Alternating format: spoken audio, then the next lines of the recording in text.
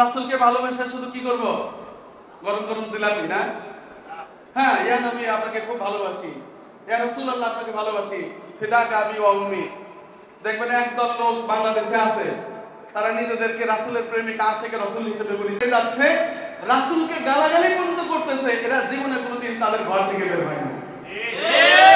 আছে না নাই?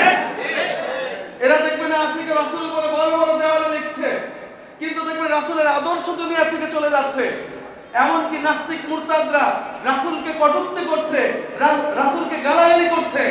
এরা একটা প্রতিবাদ পর্যন্ত করে না, রাস্তায় বের হয়ে পত্রিকায় লিখে, নিজের ফেসবুকেও একটা কোনোদিন লিখে কোনোদিন প্রতিবাদ করে না। এরাই নিজেদেরকে দাবি করে আশিকে রাসূল। কারণ কি? ভণ্ড।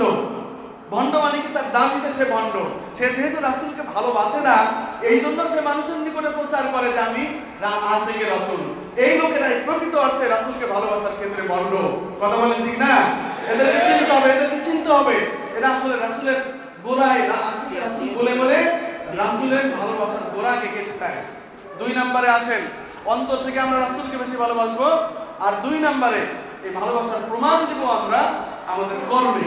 আপনারা জানেন ঈমানের পরিচয় কাকে বলে? অন্তরে বিশ্বাস, মুখে প্রচার, কাজে প্রমাণ। রাসূলকে ভালোবাসার ক্ষেত্রেও আমাদেরকে তাই করতে হবে। রাসূলকে মহব্বত করব অন্তরে, আর রাসূলের আদর্শ বাস্তবায়ন করার জন্য, রাসূলের রেখে যাওয়া দ্বীনের জিম্মাদারি আদায় করার জন্য আমরা পূর্ণাঙ্গ রূপে আমাদের শিক্ষা প্রতিষ্ঠান, আমাদের বাসা, আমাদের মসজিদ, সব জায়গায় রাসূলের আদর্শ, রাসূলের সুন্নাত প্রতিষ্ঠা করার জন্য আমরা মেহনত করব।